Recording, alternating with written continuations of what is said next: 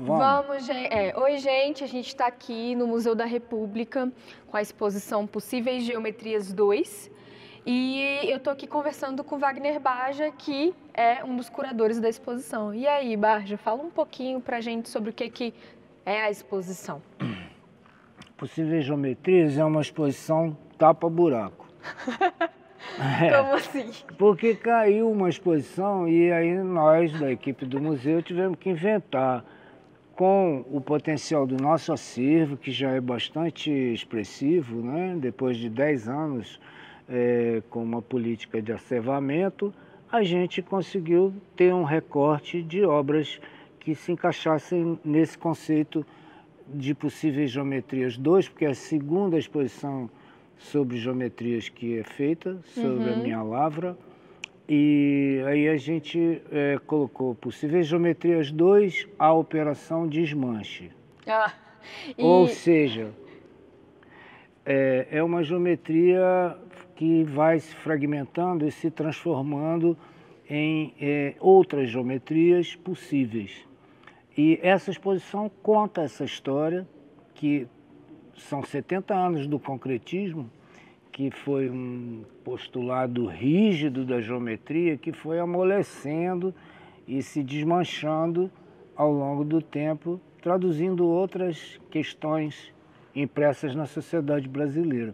Então, a maioria dos artistas aqui, eu creio que 99% são artistas brasileiros ou vivem no Brasil, e a gente tem um acervo maravilhoso. 90% das obras parece que são do museu, não é isso? Fazem parte do acervo. 95%, porque tem 10 artistas convidados da cidade para interagir com o acervo. Com a pegada da exposição, eles vieram para interagir. São artistas convidados.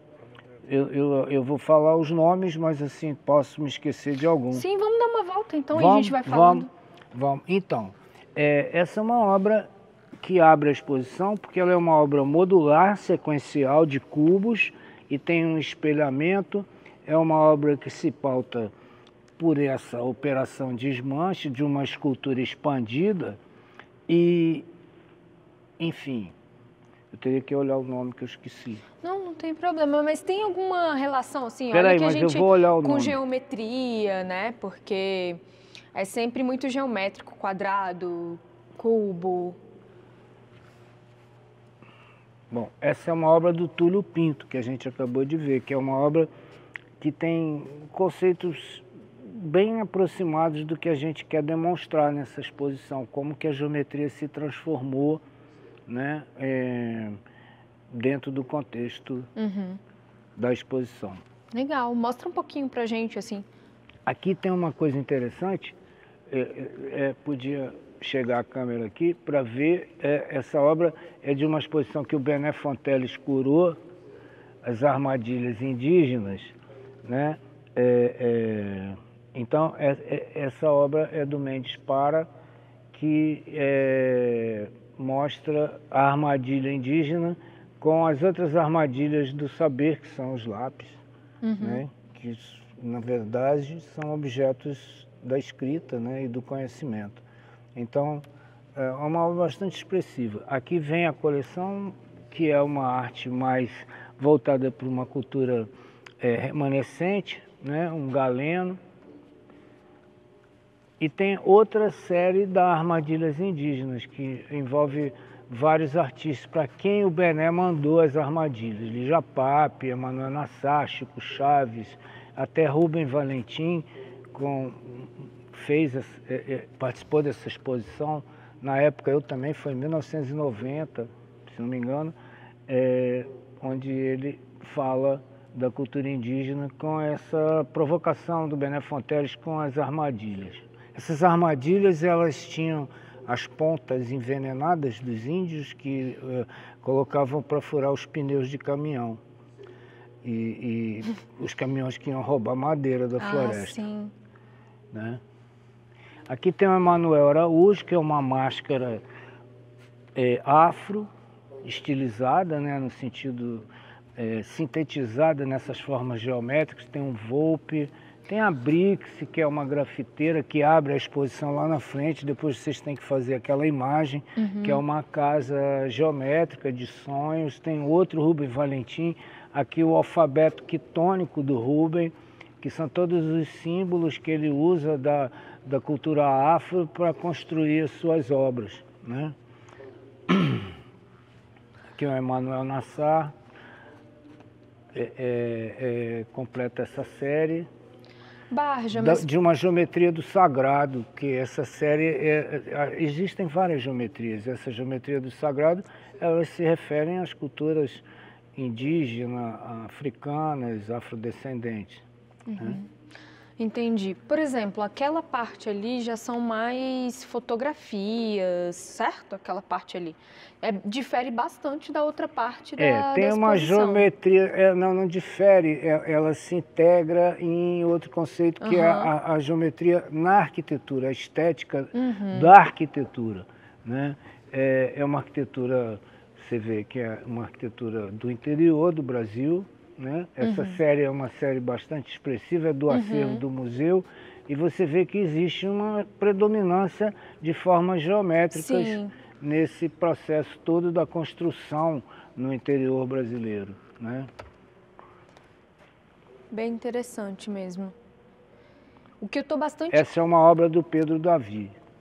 Tem o Ralph Guerre ali, ó, aqui nesse paredão. Olha. Que é uma montagem, né, um políptico que fala dessas possíveis geometrias que se desmancham, que estão nos cartazes da cidade, que estão nos objetos do cotidiano, que tem fotografia misturada com pintura. E esse é um puxadinho, esse aqui é um puxadinho.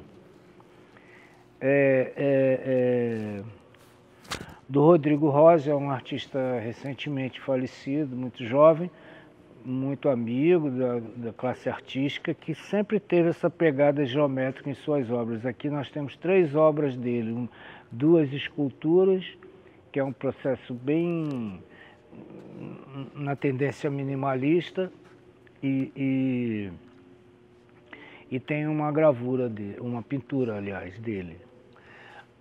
Essa é uma instalação do Zé Eduardo Garcia de Moraes, que é uma instalação de piso com capas de CD, onde ele faz meio uma coxa de retalhos desse piso, que é uma geometria possível, né? O Zé trabalha muito com os elementos da indústria na sua produção.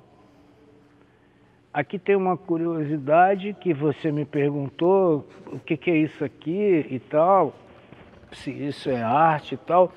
Isso é uma construção e uma desconstrução, que é a pegada da exposição que mostra essa desconstrução da geometria. Legal, né? legal. É uma escultura. É impressionante que quando você explica, não, mas a explicação ela começa a fazer sentido à medida que você frui na exposição e você começa a observar os objetos que estão nela. Então você começa por uma forma até de comparação entre uma coisa e outra, e começar a entender as diferenças. E essas diferenças é onde mora a explicação. É na diferença. Se está tudo igual, né? Essa explicação, às vezes, você já tem ela por antecipação, mas você não projeta ela porque você não convive com aquele objeto. Né? Como a gente estava falando um pouco antes... É do Matias Mesquita essa obra. Como a gente estava falando um pouco antes, a arte é algo que não se explica, que você estava falando, né? Praticamente se absorve, né? Se absorve, Ainda mais num conjunto desse que traz obras que uma vai acrescentando a outra e vai mostrando que essa convivência da expografia, da montagem, da curadoria e às vezes até da participação do artista no conjunto, é interessante você observar essa diversidade de propostas. Né? Aqui tem um baçu que também é relacionado com a arquitetura, mas já é uma arquitetura modernista de uma forma bastante acentuada. É uma fotografia, é um grande fotógrafo aqui da cidade, o baçu. E aqui a Gisele Carricon, fala da matéria, fala de coisas políticas, ao mesmo tempo os conceitos são polarizados dentro de formas geométricas, né? Que também é uma forma de você fazer uma análise crítica da sociedade. A geometria se presta como suporte para esse discurso, para essa narrativa. Essa é uma obra dela também. Que parece que é mesmo uma operação desmanche do design, né? Assim, uma crítica assim, às coisas, um olhar... Professora de matemática. Ela é uma matemática incrível, né? Aqui tem uma preciosidade que é o Hugo Mundi Júnior, que tem essa pintura a óleo de sólidos, está vendo? Assim, como se fosse uma construção organizada de formas diferentes, mas com os mesmos elementos. É um grande artista que vive em Anápolis, mas ele foi professor aqui muitos anos, todo mundo conhece a obra dele. Essa é uma visão interessante, porque é uma visão de dentro de uma caixa de papelão. Essa artista é uma fotografia, né? Então é um olhar sobre a paisagem assim, de dentro de um... Caramba, que de legal! um site, Agora que eu percebi que é um mesmo. site específico estranho, né? Dentro de uma caixa. Ela Muito usa legal. mesmo a caixa para fazer a coisa. Muito legal. Isso é uma espécie de Lego, é um artista que é arquiteto. Lembra um cobogó, né? Lembra o cobogó, mas isso são separadores, são juntas de dilatação para separar colocação de azulejos e outros elementos, ferramentas da arquitetura, objetos usados na arquitetura para poder compor essa paisagem, né, que ele faz, que é um pouco high-tech, você não sabe... É do Breno Rodrigues, ele é um arquiteto. Isso aqui é um prêmio, um prêmio aquisitivo que houve, que a gente organizou. Bom, essa parede aqui tem coisas que eu gosto demais. É do Pisa, né, que traz esse capacho com essa constelação de quadrados, né, assim que parece que forma um cosmo. Mas, na verdade, é um tapete, um carpete de limpar o pé com uns pedacinhos de papel e alfinete. Então, você vê que o artista, ele transgride toda a ordem, assim, para traduzir o cosmos que ele vive. A cosmologia da obra dele é muito isso. Ele é um grande artista, vive em Paris. Esse, recentemente, faleceu recentemente, acho que não tem nem um mês, que é o Antônio Dias, que é um grande artista brasileiro. Isso é uma obra em papel, parece que traz signos brasileiros aqui, em negação, com a cor vermelha, com o X, tá vendo? As ferramentas, os martelos. Então, o Dias, ele era de uma geração que era extremamente politizada, viveu na época da ditadura militar. Ele agora morreu, ele estava sediado na Alemanha, o ateliê dele, e nos deixou recentemente, mas é uma obra muito especial dele. Outra obra muito especial é do Atos Bulcão, que todo mundo conhece o Atos Bulcão pelos azulejos, né? Mas ele fez vários experimentos fotográficos e com colagens, e aqui são pedras, né? Cristais, que ele fotografa e faz essa composição geométrica de extremo equilíbrio e como sempre ele fez, as coisas muito bem distribuídas no espaço. E é uma obra assim excêntrica, todo o conjunto da obra do Atos, né? Que é um dos maiores artistas brasileiros e talvez, se não sei, não vou dizer, mas um artista mais emblemático dessa cidade, porque faz arte para o povão. Você vai em qualquer lugar, você dá de cara com Atos Bulcão, o cara está... Assim, ele nos representa enquanto imagem sobre a arquitetura do Oscar, sobre o urbanismo do Lúcio, enfim, é um dos caras que fundou esteticamente essa cidade. Verdade. Isso é um Bené Fonteles, é uma instalação que é bem do gênero que ele gosta de trabalhar com materiais naturais, né? E ele se apropria de uma artesania que ele eleva à categoria de arte maior com as suas construções, né? Essa obra não podia faltar. Isso aqui é uma aquisição recente do Museu Nacional, é um ping-pong impossível, que dentro das possíveis geometrias entra essa obra de uma forma como se fosse um clássico, né? Dessa desconstrução, dessa impossibilidade geométrica, mas que existe na obra do Chiquinho Amaral, que é uma obra interativa de um ping-pong que conversa com você de forma diferente. Ah, é? Como é que funciona? Faz alguma coisa? Tem um Bluetooth aí que tem uma coisa que liga escondido. O enigma é o ímã da obra. Aqui também uma outra obra de Benefoteles, que é uma alusão a Brancusi, a coluna infinita de Brancusi, ela tem que ser vista de baixo para cima na sua, assim, perspectiva de atingir o impossível, né? É uma coluna utópica, né? É a coluna infinita de Brancusi. Vamos passar por aqui. Uma Carmela Gross, que trabalha formas também em diluição, né? Você pode ver aqui, essa obra ela tem essa perspectiva, ela pode ser vista tanto daqui da direita para a esquerda, quanto da esquerda para a direita, de qualquer forma, de baixo para cima, de cima para baixo. É uma composição, uma instalação de formas em metal que mostra essa diluição da forma, né?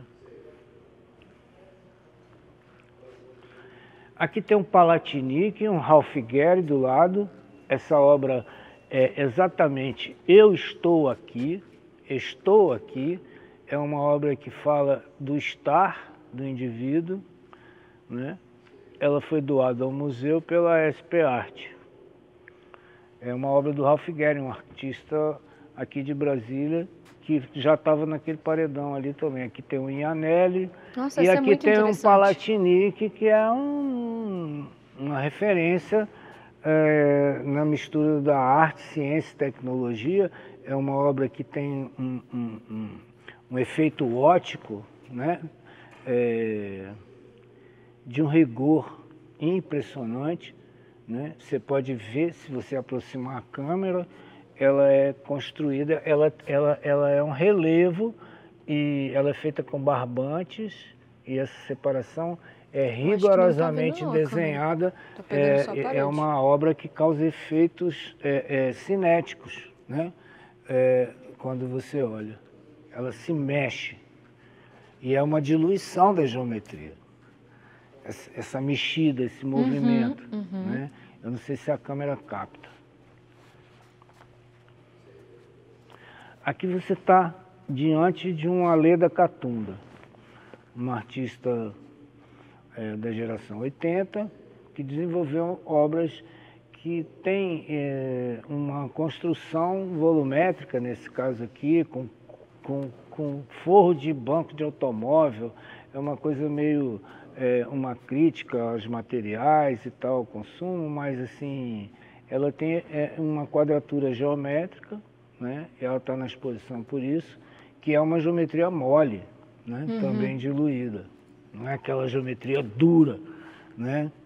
Que se entende só por formas muito rígidas e tradicionais da geometria. Aqui é um Helder também, com essa diluição da forma na mancha. Aqui outro Helder. Aqui um Leonilson, que também trabalha essa composição, que é como se fosse uma escrita do nada, né? Sobre uma tela. Uma Anabela Geiger, uma obra que tem um imbricamento geométrico. Outro Atos Bulcão. Olha, esse do Atos. Lindo, né? Muito legal. Uma composição linda. Outro Helder, com elementos de círculos e linhas.